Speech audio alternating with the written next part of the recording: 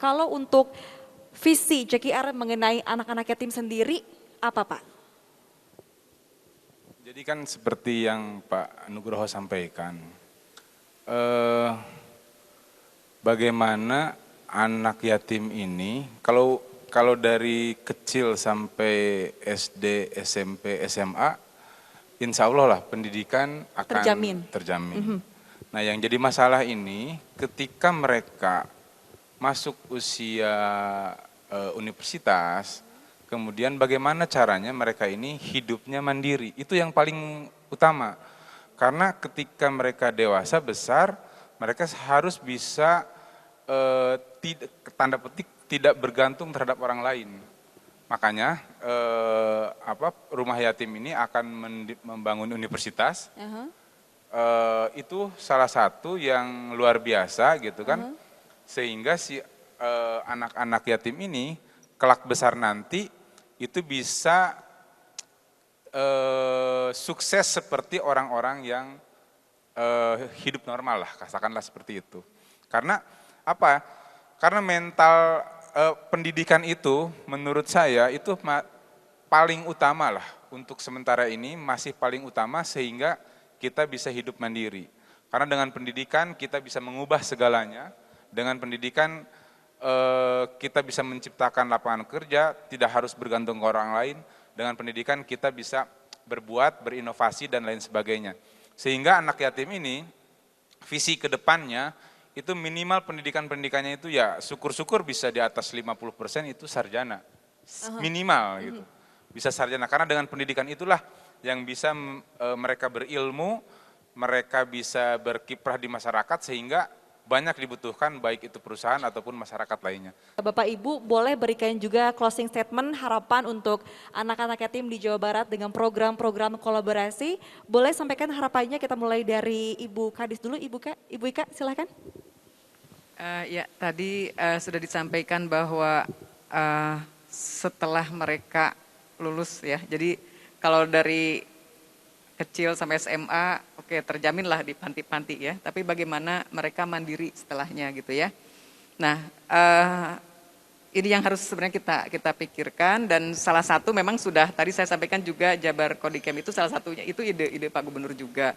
Kemudian yang petani milenial juga ya, itu ide beliau juga. Ini salah satunya kan untuk mendorong anak-anak muda bekerja di desa, rezeki kota, bisnis mendunia. Ini juga kan salah satu sasarannya juga tentunya anak-anak yatim ini, dan memang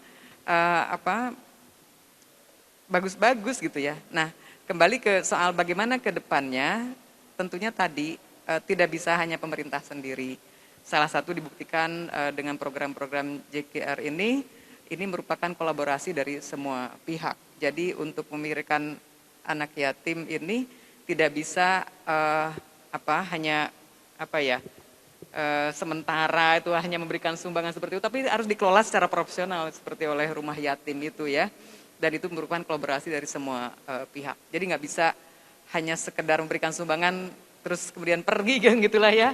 Tetap benar-benar harus dikelola agar keberlanjutannya tetap terjaga. Oke, kemudian dari Pak Bambang Trogono, Ketum JKR nih Pak, silakan. Unek-unek, oh bukan Pak, harapan. Nah, jadi ya harapannya seperti yang saya sampaikan bahwa pendidikan itu adalah dasar dari segala-galanya.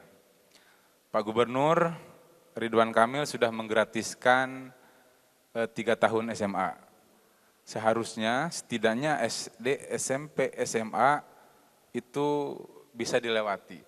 Jadi 6, 9, 12 tahun. Jadi 12 tahun itu minimal pendidikan. Nah syukur-syukur kita doakan ini rumah yatim bisa membangun universitas. Jadi anak-anak yatim itu bisa kuliah di universitas yang Pak Nugroho akan dirikan nanti, dan ini sudah lapor juga ke Pak Gubernur, sudah rapat 2 minggu lalu ya Pak Nugroho, ya 2 minggu lalu, pokoknya bulan Ramadan inilah. Mudah-mudahan Ramadan ini bisa menghasilkan banyak ide, banyak perubahan yang lebih baik, yang jelas. Saya berharap dan tidak ada lagi lah kalau misalnya anak yatim piatu itu hanya memang tidak memiliki ibu dan bapak. Tetapi harapan saya masa depannya, kehidupannya di kemudian waktu, itu di akhir waktu kan wal akhiratu khairul laka minal ula. Akhir itu lebih baik daripada awal. Jadi di akhir masa remajanya ketika mereka dewasa dan berkeluarga sama seperti yang lain. Terakhir dari Pak Nugroho selaku dari pihak rumah yatim mungkin harapan dan juga mungkin mengajak pihak luar nih Pak untuk berkolaborasi bersama dengan rumah yatim. Silakan. Baik, ini sebetulnya sudah dicontohkan oleh Pak Gubernur kita ya, Pak Ridwan Kamil. Beliau sudah mendapatkan didaulat menjadi duta foster Indonesia ya, jadi pengasuh anak Indonesia. Nah ini kan menjadi salah satu contoh bagi warga Jawa Barat ya, bagaimana kepedulian Pak Gubernur kepada anak-anak yatim. Nah maka ini pun menjadi sebuah ajakan gerakan bersama untuk seluruh masyarakat Jawa Barat khususnya, ayo kita sama-sama perhatikan anak-anak yatim ini. Karena memang dampak dari COVID ini kan seperti disampaikan oleh Ibu Kadis, 7.222 anak di sampingnya sudah ada sebelumnya. Berarti ini kan PR yang cukup besar sebetulnya harus kita selesaikan. Nah, oleh karena itu kontribusi kemudian kolaborasi dari banyak pihak ini sangat-sangat diperlukan. Tentu kami juga punya keterbatasan jangkauan. Tapi dengan kerjasama dengan JQR, dengan dinas-dinas terkait di Provinsi Jawa Barat, dengan support yang sangat baik dari Pak Gubernur, kemudian juga lembaga-lembaga swasta yang juga bisa berkontribusi, saya yakin bahwa persoalan ini bisa kita selesaikan bersama-sama.